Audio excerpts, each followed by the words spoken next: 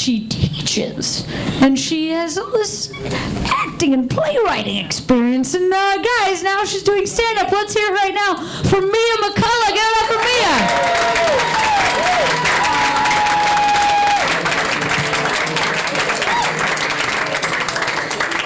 Hi, I'm Mia McCullough. I am so excited for Shannon, I can't even tell you. But I want to talk about stalkers. I do. I've been thinking a lot about stalkers lately and realizing that the technology that people have at their disposal now makes stalking very easy these days. I had a stalker back in the late 80s, early 90s, and I am realizing that I did not fully appreciate the amount of work that this dude put into tracking me down. Because there were no cell phones back then, so if he wanted to call and hear my voice and then hang up very quickly, or breathe heavily, he had to call my house. And my parents lived there, so there was a decent chance that they would pick up the phone. So if he wanted to get his fix of me, he had to call like 2 or 3 times more often than your modern day stalker. And if he wanted to make a declaration of his totally inappropriate feelings for me, and I know that some of you out there have been in way too much therapy and you're thinking, Mia, there's no such thing as inappropriate feelings. Well, I'm here to tell you that I was 17 and he was 30, and he worked in my high school. And when I was 17, I looked like I was 12.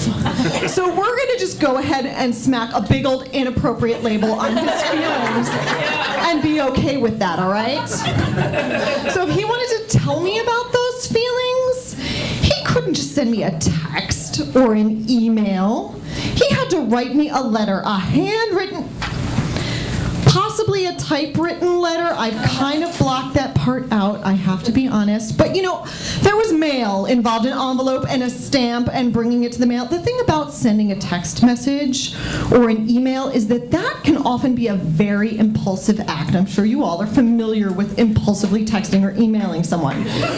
When you are writing a letter, there are many opportunities in that activity for it to occur to you that this is not a good idea. Declaring your love to a 17-year-old high school student, poor choice. But that never occurred to my stalker, never. And the other thing, modern day stalkers, if they would like to dedicate, if they would like to obsessively listen to a song while masturbating and thinking about you, and then ruin that song for you forever by somehow indicating that to you, really? Yeah. All they need to do is post it on your Facebook page. Hey, this song makes me think about you. Winky face. That's all they need to do. There's just a couple clicks involved there.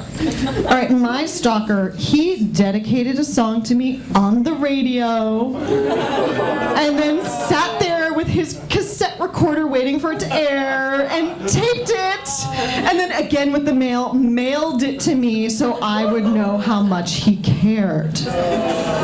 Okay, that is a man who is dedicated to creeping me out.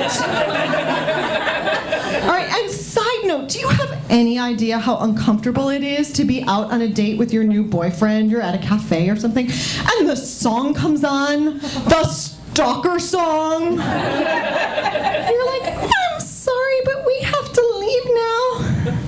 This song gives me panic attacks. Yeah, that's a really nice thing to explain on a first date. So, the other thing I realized is that Facebook is really like the modern day tool for stalkers. I mean, that whole check-in feature. If any of you all have used the check-in feature, perhaps you've checked in tonight at the Lincoln Lodge, you are begging for a stalker. That's like leaving a little trail of crumbs behind you, okay, everywhere you go. When my stalker wanted to pretend that he was accidentally bumping into me in public, he had to fucking follow me there, okay? There was no checking on my wall to see where I was. And when I moved across the country to go to college, he couldn't track me down on the internet. There was no internet back then. He had to quit his job as a carpenter and start working for a private investigator. I'm not kidding. He really did that. That was such a comforting thought. But you know, the thing that I realized in thinking about stalkers is that there is no one ever in your life who is going to care about you as much as your stalker. Not your spouse. Not your mom. I mean, there is no one who is going to spend that much time thinking about you and memorizing all your physical details and remembering every fucking thing you've ever said in their presence. And honestly, that's a good thing. If my husband paid that much attention to me, I would lock him out of the house.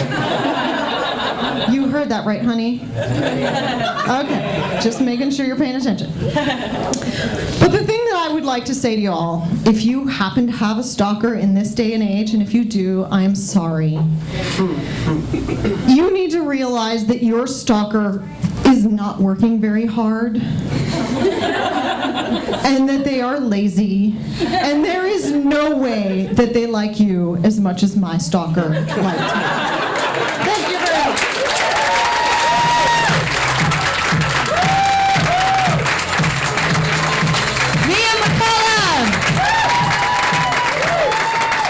She was on the fence about doing those jokes. I think it went very well. Very personal stuff. Very personal stuff. That was very